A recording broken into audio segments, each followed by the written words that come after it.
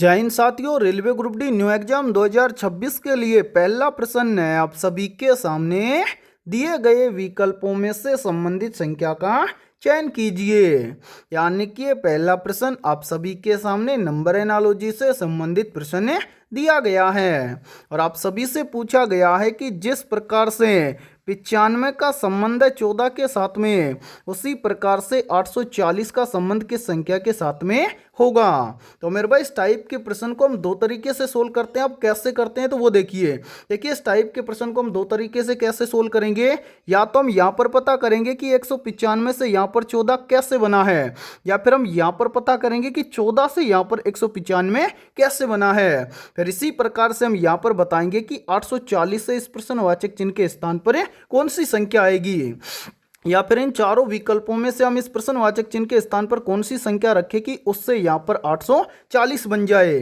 तो यहाँ पर ध्यान से समझिए इस प्रश्न को किस प्रकार से सोल्व किया गया है। और यह प्रश्न आरआरबी ग्रुप डी एग्जाम 2025 के अंदर पूछा गया प्रश्न है। तो यहाँ पर देखिए इस प्रश्न को सोल्व करने के लिए क्या किया गया है, यहाँ पर 14 से 195 बनाया गया है। तो 14 से 195 बनाने के लिए यहाँ पर क्या किया गया है, तो यहाँ पर सबसे पहले तो किया गया है 14 का स्क्वायर। 14 का स्क्वायर कितना होता है, तो आप सभी को पता है कि 14 का स्क्वायर होता है 196, जबकि यहाँ पर लिखा गया है 195। तो यहाँ पर 195 लिखने के लिए क्या किया गया है, इस 196 में से एक को घटाकर यहाँ पर लिखा गया है 195। अब मेरे भाई यही सेम लॉजिक हम लगाएंगे यहाँ पर, यानी कि 840 लाने के लिए इन चारों विकल्पों में से इस प्रश्नवाचक चिन्ह के स्थान पर कौन सी संख्या रखें। तो यहाँ पर ध्यान से देखिए इस प्रश्नवाचक चिन्ह के स्थान पर हम आपको वही संख्या रखनी है जो 840 के समथिंग बने, यानी कि किस संख्या का स्क्वायर 840 के करीब बनेगा। तो यहाँ पर देखिए यदि हम यहाँ पर 29 का स्क्वायर कर दें तो यहाँ पर देखिए 29 का स्क्वायर होता है 841, ठीक है, यानी कि 840 के पास है। तो 841 में से एक को घटा देंगे तो यहाँ पर बन जाएगा 840, यानी कि इस प्रश्नवाचक चिन्ह के स्थान पर संख्या भरी जाएगी। मेरे भाई यहाँ पर इस प्रश्नवाचक चिन्ह के स्थान पर संख्या भरी जाएगी 29 है, यानी कि 29 का यदि हम स्क्वायर करेंगे तो आ जाएगा 841 और 841 में से एक को घटा देंगे तो यहाँ पर बन जाएगा 840, ठीक है। अब हमें देखना है कि 29 किसी ऑप्शन में दी गई है, तो हाँ सर 29 जो हमें दिया गया है ये है ऑप्शन डी के अंदर है। तो पहले प्रश्न के अंदर ऑप्शन डी हो जाएगा सभी का करेक्ट आंसर है। तो उम्मीद करता हूं कि जब भी इस टाइप का प्रश्न आपको एग्जाम में दिया जाएगा तो आप फटाफट से सोल्व कर लेंगे, ठीक है। और मेरे भाई इसी टाइप के प्रश्न आपके रेलवे ग्रुप डी एग्जाम की प्रत्येक शिफ्ट के अंदर लगभग 2 से 3 पूछे जाते हैं। तो चलिए फिर अगला प्रश्न देखते हैं।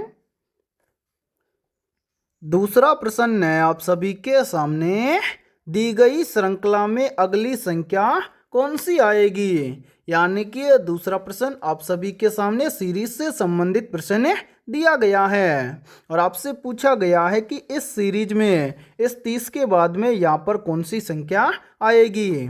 तो मेरे भाई इस टाइप के प्रश्न को आप एग्जाम में देखते हैं फटाफट से कैसे सोल्व करेंगे तो वो देखिए आपको जब भी एग्जाम के अंदर सीरीज से संबंधित प्रश्न दिया जाए तो आपको क्या करना है, सबसे पहले आपको ये देखना है कि सीरीज में आपको क्या क्या दिया गया है। तो यहाँ पर ध्यान से देखिए सीरीज में हमें सबसे पहले दिया गया है 4, 4 के बाद में दिया गया है 6, 6 के बाद में दिया गया है 12, 12 के बाद में दिया गया है 14, 14 के बाद में दिया गया है 28, 28 के बाद में दिया गया है 30, 30 के बाद में हमसे पूछा गया है कि इस खाली जगह पर कौन सी संख्या आएगी।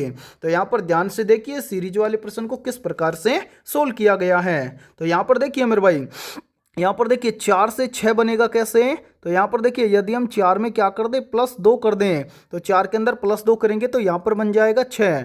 फिर यहाँ पर आगे देखिए 6 से कितना बन रहा है 12, 6 से 12 कैसे बनेगा, तो यहाँ पर देखिए यदि हम 6 का क्या कर दें 2 गुना कर दें तो यहाँ पर बन जाएगा 6 दूना के 12।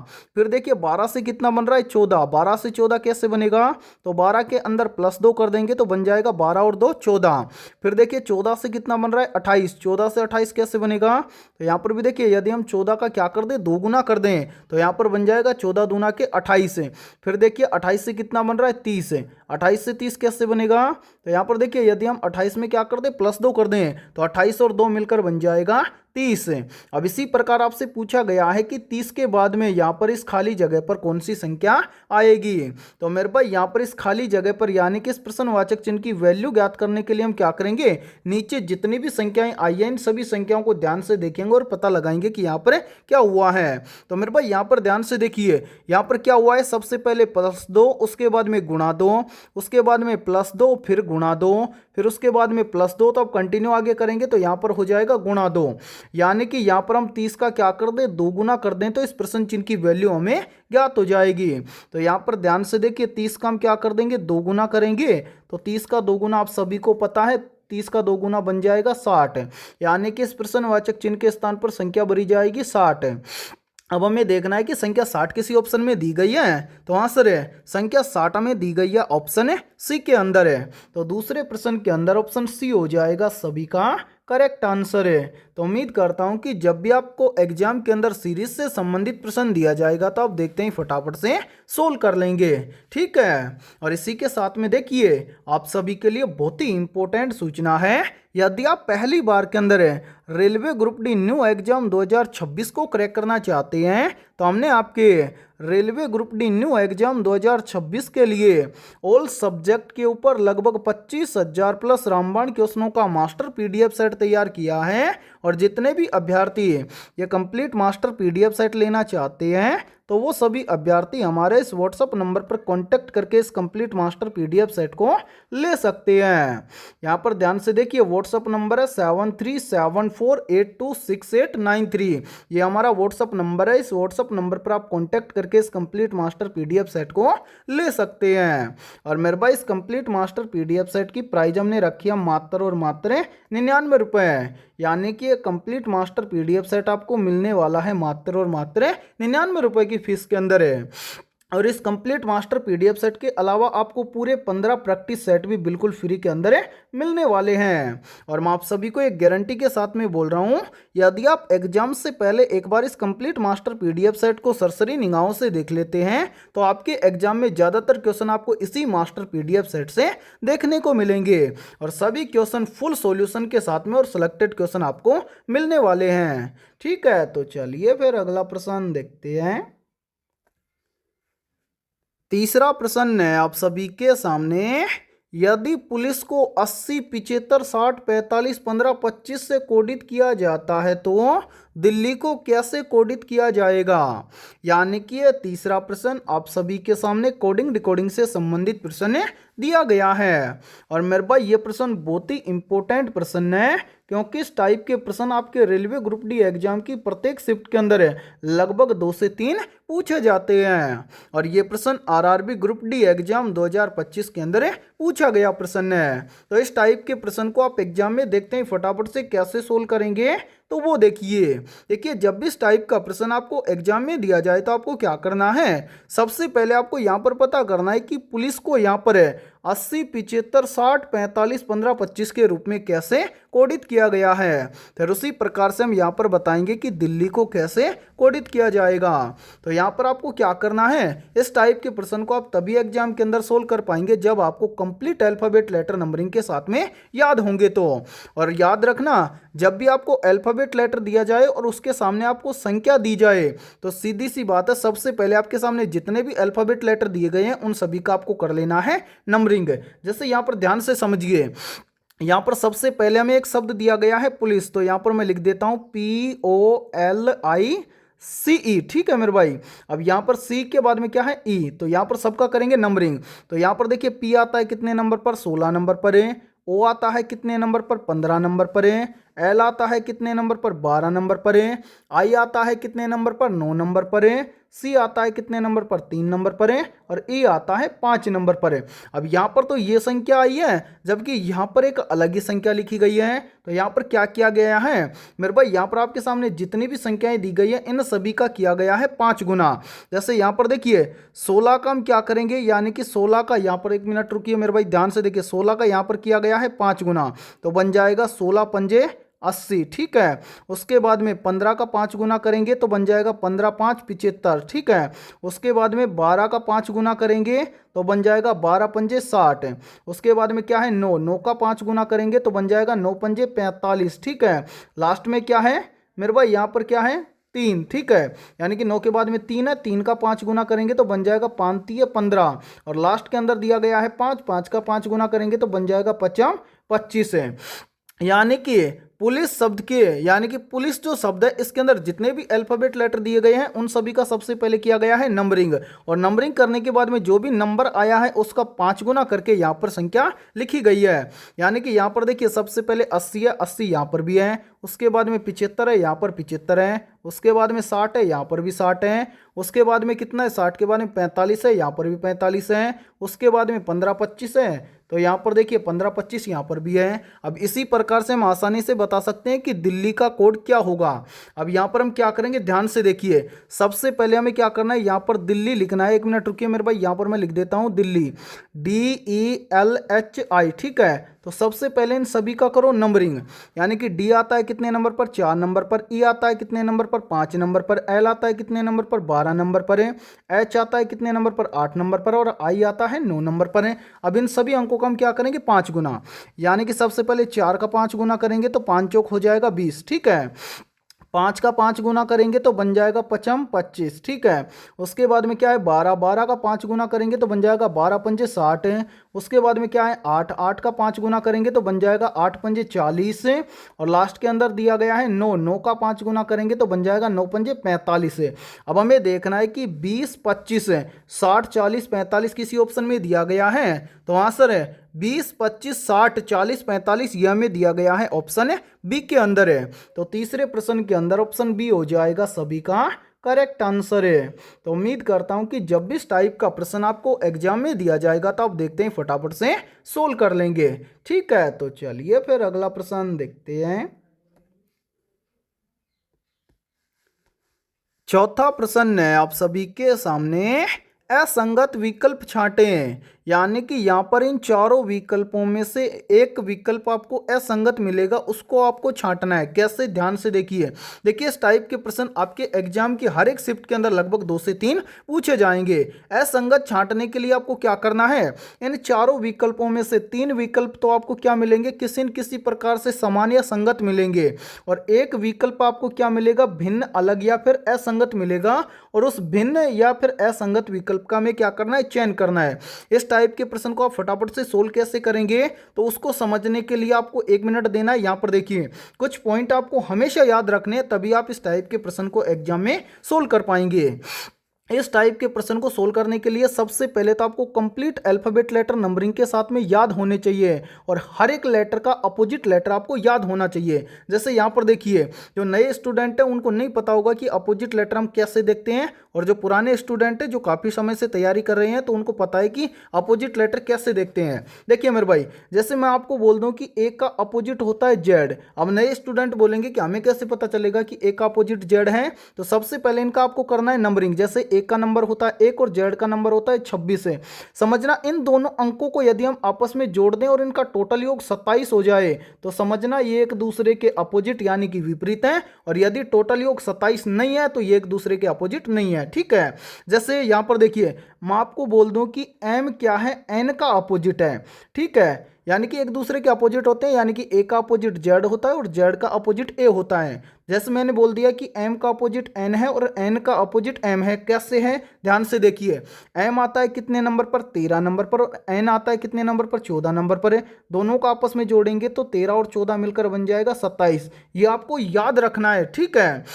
तभी तो बोल रहा हूं कि आपको कंप्लीट अल्फाबेट लेटर नंबरिंग के साथ में याद होने चाहिए। अब यहां पर ध्यान से देखिए मेरे भाई, सबसे पहले हम देखेंगे ऑप्शन ए के अंदर। यहां पर ध्यान से देखिए ऑप्शन ए के अंदर 2-2 लेटर के जोड़े हैं। जैसे देखिए सी क्या है, एक्स का अपोजिट है, ठीक है। फिर देखिए आगे जी क्या है, ये टी का अपोजिट है, और आगे है आई, आई क्या है, आर का अपोजिट है। यानी कि यहाँ पर 2-2 लेटर का जोड़ा दिया गया है और वो दोनों क्या है, एक दूसरे के अपोजिट हैं, ठीक है। अब यहाँ पर ध्यान से देखिए, यहाँ पर मैं एक बार आपको और समझा दूं, यानी कि सी का अपोजिट एक्स है और एक्स का अपोजिट सी है। फिर इसी प्रकार से जी का अपोजिट टी है, टी का अपोजिट क्या है, जी है। फिर मैंने आपको बताया कि आई का अपोजिट आर है और आर का अपोजिट आई है, ठीक है। इसी प्रकार से हम क्या करेंगे, ऑप्शन है बी के अंदर देखेंगे। तो यहां पर बी के अंदर देखिए, बी का अपोजिट होता है वाई और वाई का अपोजिट होता है बी। फिर देखिए आई का अपोजिट होता है आर, आर का अपोजिट होता है आई। फिर देखिए जे का अपोजिट होता है क्यू, क्यू का अपोजिट होता है जे, ठीक है। फिर इसी प्रकार से हम क्या करेंगे, ऑप्शन सी के अंदर देखेंगे। ऑप्शन सी के अंदर देखिए, क्या जे का अपोजिट पी होता है, तो सर जे का अपोजिट पी नहीं होता है, ठीक है। यानी कि जे आता है कितने नंबर पर, 10 नंबर पर, और पी आता है कितने नंबर पर है, आप सभी को पता है। यानी कि यहाँ पर देखिए जे आता है 10 नंबर पर है, और मेरे भाई पी आता है 16 नंबर पर। 10 और 16 मिलकर बन जाएगा 26 है। मैंने बताया था कि जिन दो लेटर यानी कि जिन दो लेटर की संख्याओं का टोटल योग 27 नहीं बनेगा तो वो एक दूसरे के अपोजिट नहीं होंगे, ठीक है। यानी कि जे का अपोजिट पी नहीं है, एल के अपोजिट में क्या दिया गया है, एन। मैंने अभी आपको बताया था कि एन का अपोजिट एम होता है, तो ये भी एक दूसरे के अपोजिट नहीं है। तो यहाँ पर देखिए डी क्या है, डब्लू का अपोजिट, तो डी डब्लू का अपोजिट है और डब्लू डी का अपोजिट है। लेकिन फर्स्ट में जो दो जोड़े बन रहे हैं ये एक दूसरे के अपोजिट नहीं बन रहे हैं, तो यानी कि ए और बी दोनों समान है, सी इन दोनों से अलग है। इसी प्रकार से ऑप्शन डी को देखिए। ऑप्शन डी में दिया गया है एफ और यू, तो एफ का अपोजिट यू होता है, यू का अपोजिट एफ होता है, ठीक है। फिर क्या है, ई का अपोजिट वी होता है, वी का अपोजिट ई होता है, और एच का अपोजिट एस होता है, और एस का अपोजिट एच होता है, ठीक है। यानी कि ए बी और डी ये तीनों तो क्या है, समान है। यानी कि यहां पर देखिए मैंने बोला था कि तीन समान होने चाहिए, तो ए भी समान है, बी भी समान है, और डी भी समान है। अलग कौन सा है, सी, यानी कि असंगत कौन सा है, ऑप्शन सी है। तो इन चारों विकल्पों में से असंगत विकल्प हो जाएगा ऑप्शन सी, ठीक है। तो उम्मीद करता हूं कि ये चौथा प्रश्न आपको अच्छे से क्लियर हो गया होगा, और इस प्रश्न को थोड़ा सा समझाने में टाइम लगा है, लेकिन अब जब भी इस टाइप का प्रश्न आपको एग्जाम में दिया जाएगा तो आप देखते हैं फटाफट से सोल्व कर लेंगे। और यदि ये क्लास आपको पसंद आ रही है तो जल्दी से एक बार इस क्लास को लाइक कर दीजिए, और यदि आप हमारे इस यूट्यूब चैनल से पहली बार जुड़े हैं तो इस यूट्यूब चैनल को कर लीजिए सब्सक्राइब और बेल आइकन को प्रेस करना, ताकि ऐसी ही शानदार क्लास का नोटिफिकेशन आपको सबसे पहले देखने को मिले। और मेरे भाई याद रखना, इस YouTube चैनल पर आपको मॉर्निंग के अंदर सुबह 7 बजे क्लास देखने को मिलेगी।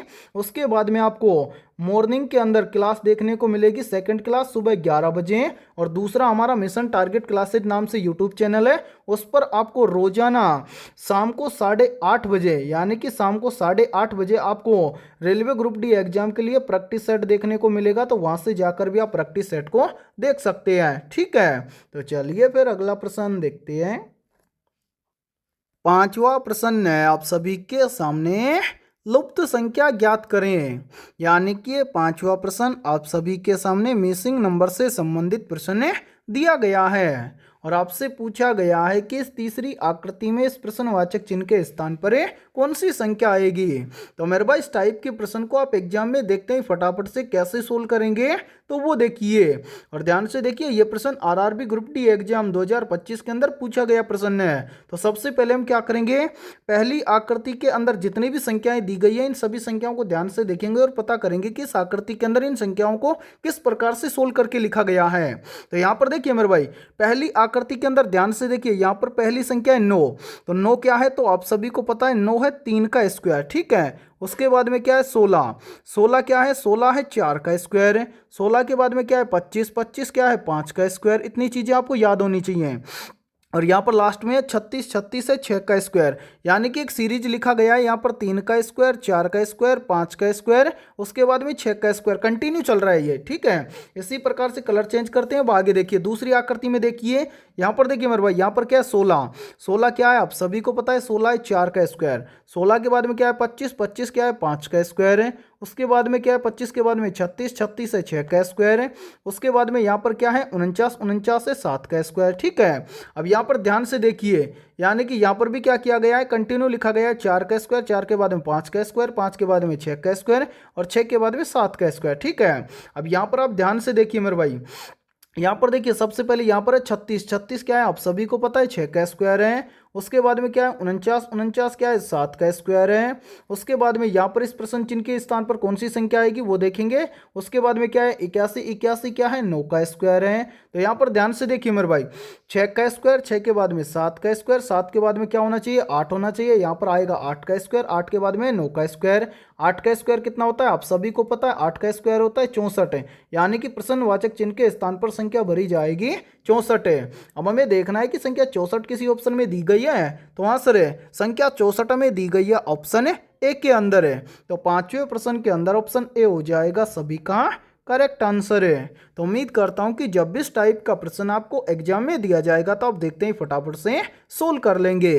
ठीक है, तो चलिए फिर अगला प्रश्न देखते हैं।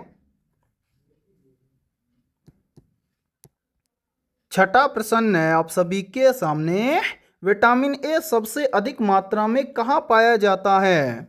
या फिर देखिए इसी प्रश्न को एग्जाम के अंदर घुमाकर ऐसे भी पूछ लिया जाता है। प्रश्न पूछा जाता है कि निम्नलिखित में से किसमें विटामिन ए सबसे अधिक मात्रा में पाया जाता है? तो यहाँ पर देखिए इन चारों में से करेक्ट आंसर हो जाएगा सभी का ऑप्शन है सी। इन सभी में से गाजर में सबसे अधिक मात्रा में विटामिन ए पाया जाता है। तो छठे प्रश्न के अंदर करेक्ट आंसर हो जाएगा सभी का ऑप्शन है सी। और मेरे भाई यहाँ पर देखिए यहीं से एक प्रश्न और बनता है और ये प्रश्न भी काफी बार एग्जाम के अंदर रिपीट होता है। प्रश्न पूछा जाता है कि विटामिन ए की कमी से कौन सा रोग होता है? तो मेरे भाई याद रखना विटामिन ए की कमी से रतौंधी नामक रोग होता है। और एक प्रश्न का आंसर आप सभी को कमेंट सेक्शन के अंदर कमेंट करके बताना है। आप सभी को बताना है कि विटामिन ए का रासायनिक नाम क्या होता है। ठीक है, तो चलिए फिर अगला प्रश्न देखते हैं।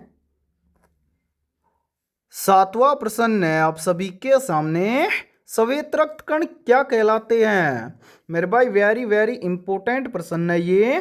और ये प्रश्न आरआरबी ग्रुप डी एग्जाम 2022 के अंदर पूछा गया प्रश्न है। प्रश्न पूछा गया था कि निम्न में से श्वेत रक्त कण क्या कहलाते हैं? तो यहाँ पर देखिए इन चारों में से करेक्ट आंसर हो जाएगा सभी का ऑप्शन है बी।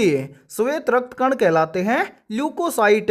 तो सातवें प्रश्न के अंदर करेक्ट आंसर हो जाएगा सभी का ऑप्शन है बी। और मेरे भाई इस प्रश्न को आप अपनी नोटबुक के अंदर नोट जरूर कर लेना, क्योंकि ये प्रश्न इस बार आपके एग्जाम में 100% पूछा जाएगा। ठीक है, तो चलिए फिर अगला प्रश्न देखते हैं।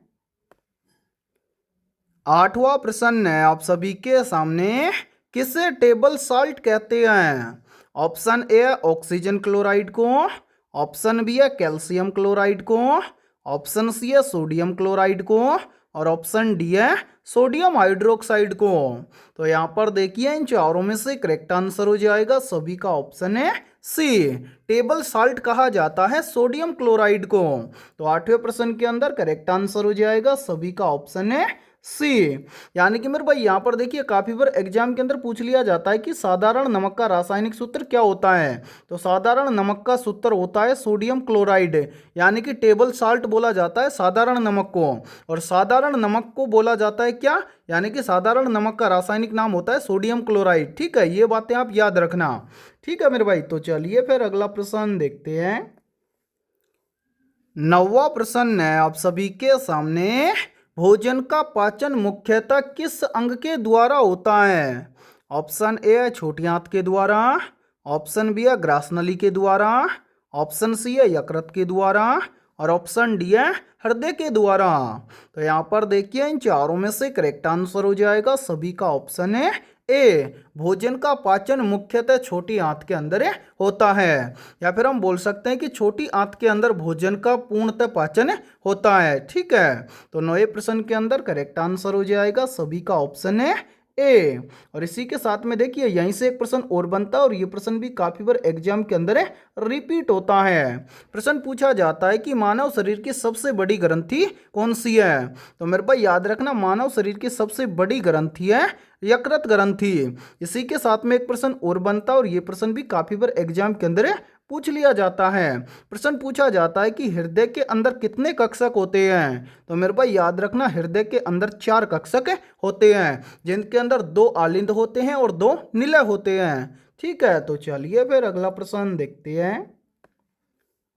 10वां प्रश्न है आप सभी के सामने, ऑक्सीजन की खोज किसने की थी? तो यहाँ पर देखिए इन चारों में से करेक्ट आंसर हो जाएगा सभी का ऑप्शन है सी। ऑक्सीजन की खोज की थी प्रेस्टले ने। तो 10वें प्रश्न के अंदर करेक्ट आंसर हो जाएगा सभी का ऑप्शन है सी। और मेरे भाई आप सभी को बताना है कि ऑक्सीजन का परमाणु क्रमांक कितना होता है। और यहाँ पर देखिए यदि ये क्लास आपको पसंद आ रही है तो जल्दी से एक बार इस क्लास को लाइक कर दीजिए। और यदि आप हमारे इस YouTube चैनल से पहली बार जुड़े हैं तो इस YouTube चैनल को कर लीजिए सब्सक्राइब और बेल आइकन को प्रेस करना, ताकि ऐसी ही शानदार क्लास का नोटिफिकेशन आपको सबसे पहले देखने को मिले। तो चलिए फिर अगला प्रश्न देखते हैं। 11वां प्रश्न है आप सभी के सामने, कौन सा पदार्थ पीने के पानी को शुद्ध करने हेतु बड़े पैमाने पर प्रयुक्त होता है? ऑप्शन ए है क्लोरीन, ऑप्शन बी है हाइड्रोजन, ऑप्शन सी है नाइट्रोजन और ऑप्शन डी है फ्लोरीन। तो यहाँ पर देखिए इन चारों में से करेक्ट आंसर हो जाएगा सभी का ऑप्शन है ए, यानी कि जो क्लोरीन पदार्थ है ये पीने के पानी को शुद्ध करने हेतु बड़े पैमाने पर प्रयुक्त होता है। तो 11वें प्रश्न के अंदर करेक्ट आंसर हो जाएगा सभी का ऑप्शन है ए। और मेरे भाई ये प्रश्न बहुत ही इंपॉर्टेंट प्रश्न है, चाहे तो आप इस प्रश्न का स्क्रीनशॉट भी ले सकते हैं या फिर इस प्रश्न को आप अपनी नोटबुक के अंदर नोट भी कर सकते हैं, क्योंकि ये प्रश्न आरआरबी ग्रुप डी एग्जाम 2022 के अंदर पूछा गया प्रश्न है। तो चलिए फिर अगला प्रश्न देखते हैं। 12वां प्रश्न है आप सभी के सामने, तांबे की गेंद को गर्म करने पर उसके घनत्व पर क्या प्रभाव पड़ेगा?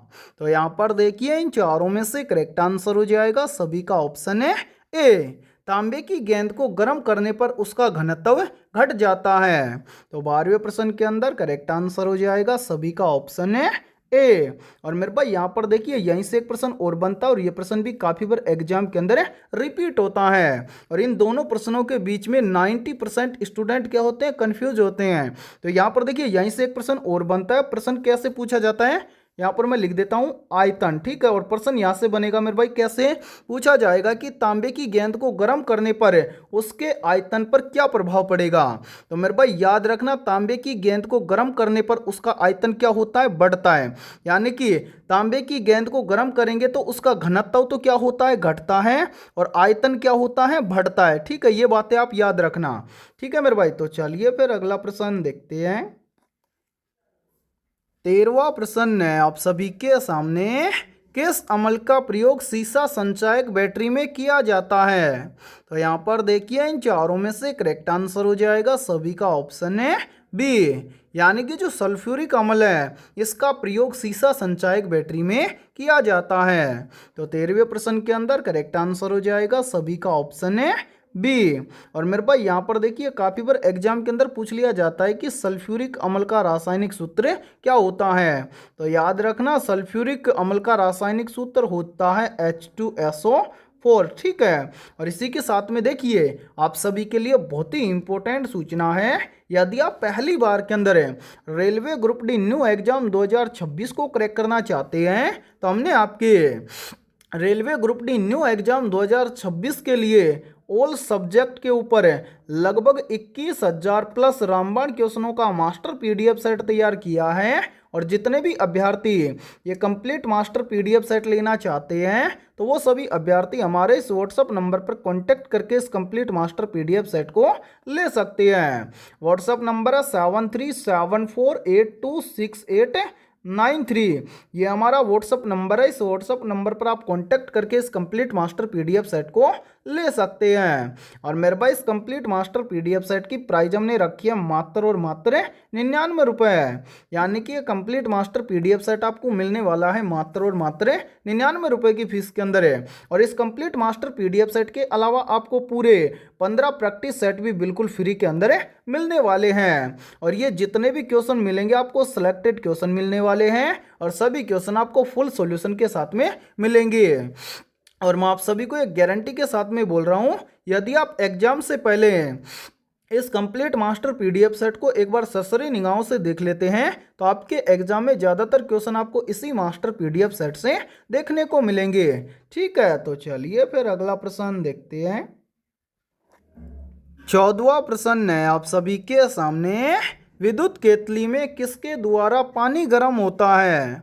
ऑप्शन ए है संवहन के द्वारा, ऑप्शन बी है विकिरण के द्वारा, ऑप्शन सी है चालन विधि के द्वारा और ऑप्शन डी है इनमें से कोई नहीं।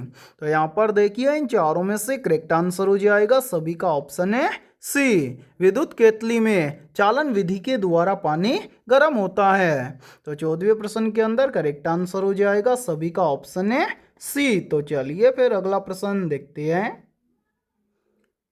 15वां प्रश्न है आप सभी के सामने, विटामिन ए की कमी से होने वाला रोग कौन सा है?